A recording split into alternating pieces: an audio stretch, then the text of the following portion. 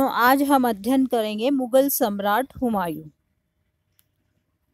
हमने मुगल सम्राट बाबर के बारे में पढ़ा, मुगल साम्राज्य के प्रथम शासक और संस्थापक के बारे में पढ़ा। उन्हीं के पुत्र हुमायूं उनके मरणोपरांत गद्दी पर बैठे। इनका समय काल 1530 से 1556 तक रहा, बीच में निर्वासित रहे। इनका जन्म 6 मार्च 1508 को काबुल में हुआ। माँ का नाम माहिम अनगा था। उसे तुर्की, अरबी, फारसी के अलावा सैनिक शिक्षा भी दी गई थी। पानीपत और खानवा के युद्धों के अलावा हुमायूं ने अफगानों से अनेक युद्ध किए। इसके एवज में उन्हें हिसार, फिरोजा, संभल, बदख्शा की जागीरें प्राप्त हुई। बाबर की मृत्यु के 4 दिन बाद हुमायूं का राज्यारोहण हुआ। इसका प्रमुख कारण ये था कि बाबर का प्रधानमंत्री निजामुद्दीन अली मोहम्मद खलीफा हुमायूं को अयोग्य समझता था।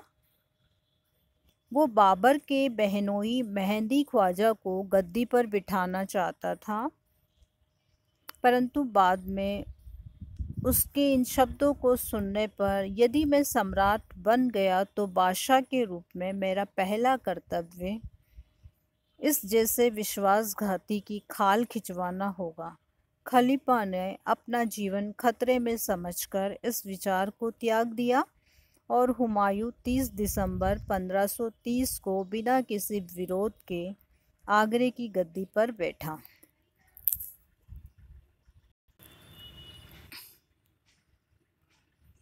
बाबर की मृत्यु के पश्चात हुमायूं ने भारत की राजगद्दी संभाली और उनके सौतेले भाई कामरान मिर्जा ने काबुल और लाहौर का शासन लिया। बाबर ने मरने से पहले इस तरह राज्य के बांटा ताकि आगे चलकर भाइयों में किसी भी प्रकार का द्वंद्व न हो। उसका चचेरा भाई कामरान आगे जाकर हुमायूं के बड़े प्रतिद्वंदी हुए। हुमायूं का शासन अफगानिस्तान, पाकिस्तान और उत्तर भारत के हिस्सों पर रहा।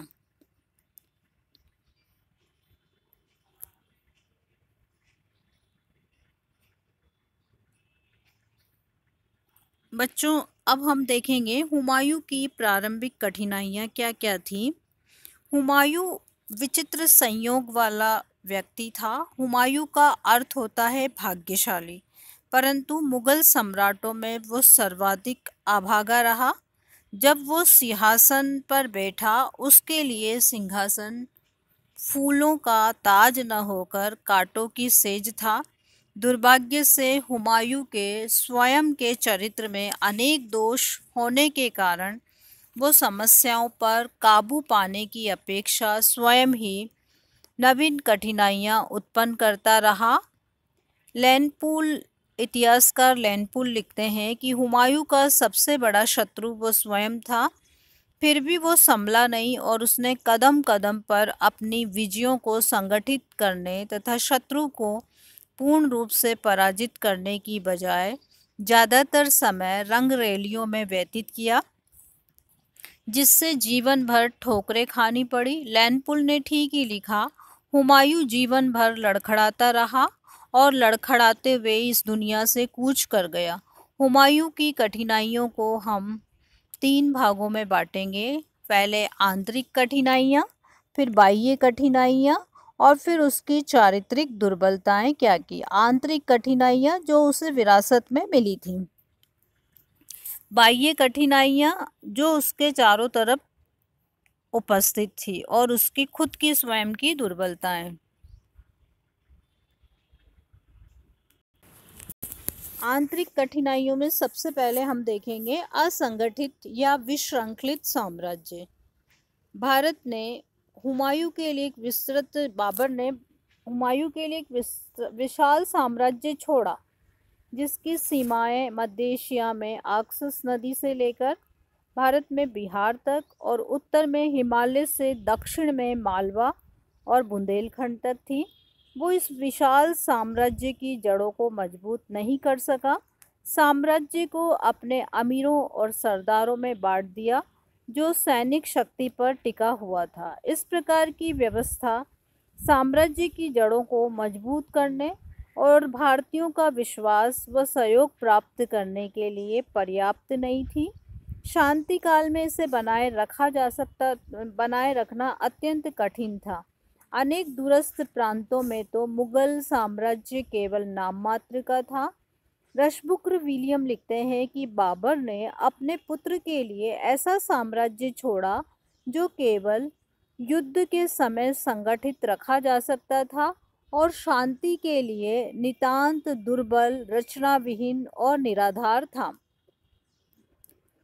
दूसरी आंतरिक कठिनाई उसके समक्ष थी दोषपूर्ण शासन व्यवस्था। बाबर ने अपने विशाल साम्राज्य को संगठित नहीं किया।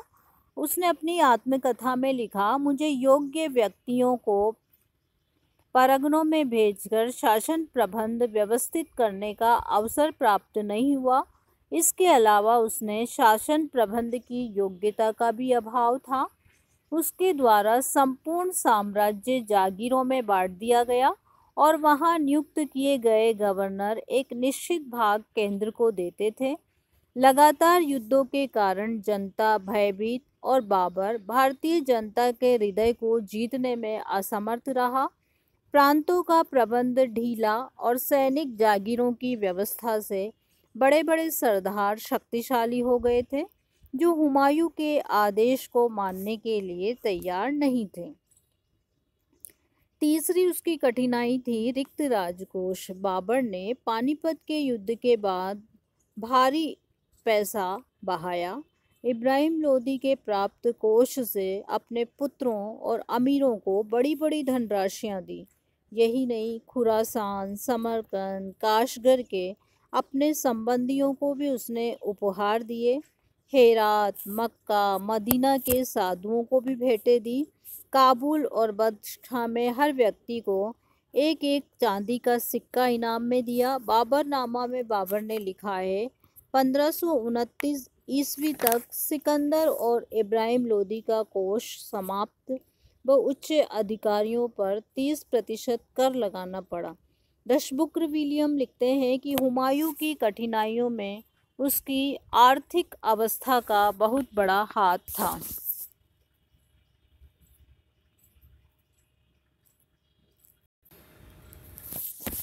आंतरिक कठिनाइयों में हम देखते हैं उसकी बेमेल सेना से अभिप्राय है उसकी सेना में केवल एक प्रमुख जाति का वर्चस्व नहीं था। सेना में मुगल भी थे, उज्बेक भी थे, ईरानी भी थे, चगताई भी थे, अफगान भी थे और भारतीय सैनिक भी शामिल थे। इस सेना में कोई विशेष तालमेल नहीं था। प्रत्येक जाति के सैनिक और सेनानायक अपना प्रभाव और महत्व बढ़ाने का प्रयत्न करते थे। स्वार्थों की पूर्ति के लिए षड्यंत्र करते थे। व्यक्तिगत स्वार्थों के लिए साम्राज्य के हितों को बलि दे देते थे। संबंधियों का विद्रोह में हम देखेंगे, इस समय मध्य एशिया के कई शासकों के वंशज बाबर की सेना में उपस्थित वो बड़ी बड़ी जागीरों को प्राप्त करके महत्वाकांक्षी बन चुके थे। उनमें से कई के साथ बाबर ने वैवाहिक संबंध स्थापित किए, जिनमें मोहम्मद जमान मिर्जा, मोहम्मद सुल्तान मिर्जा, मेहंदी ख्वाजा प्रमुख थे। राजवंश के होने के कारण इन मिर्जाओं का राजसी लोभ समाप्त नहीं हुआ था। बाबर के बहनोई मेहंदी ख्वाजा ने तो बाबर की मृत्यु पर सिंहासन को अपने अधिकार में करने का स्वप्न भी देखा, पर वह सफल नहीं हुआ। इन दोनों ने ही समय समय पर बाबर के विरुद्ध विद्रोह किया और हुमायूं के लिए गंभीर कठिनाइयां उपस्थित कर दी। तो बच्चों, बाबर के जो संबंधी थे उनके द्वारा भी हुमायूं के मार्ग में अनेक बाधाएं उपस्थित की गई और जो लास्ट उसकी प्रमुख बाधा थी या प्रमुख कठिनाई थी उसके भाई। इन कठिन परिस्थितियों में उसे भाइयों से सहायता प्राप्त हो सकती थी तो सारी समस्याओं का समाधान हो जाता, किंतु दुर्भाग्यवश उसे सहयोग प्राप्त न हो सका। मृत्यु से पूर्व बाबर ने हुमायूं को ये आज्ञा दी थी कि वो अपने भाइयों के प्रति कोई ऐसा व्यवहार न करे जिससे उन्हें दुख और कष्ट हो। फलस्वरूप उसने उदारता का व्यवहार किया। परंतु मुगल वंश को जिस समय एकता की आवश्यकता थी, हुमायूं के भाइयों ने अपने व्यक्तिगत स्वार्थों, अधिकारों और महत्वाकांक्षाओं के बल पर सदैव हुमायूं के प्रति विरोधी आचरण अपनाकर उसकी कठिनाइयों में वृद्धि की। हुमायूं के भाई अस्त्र के रूप में विरोधियों के काम में आते थे, ऐसा लेनपुल ने लिखा है। तो बच्चों, हमने देखा कि किस तरह से हुमायूं के द्वारा अनेक प्रकार की आंतरिक कठिनाइयों का सामना करना पड़ा।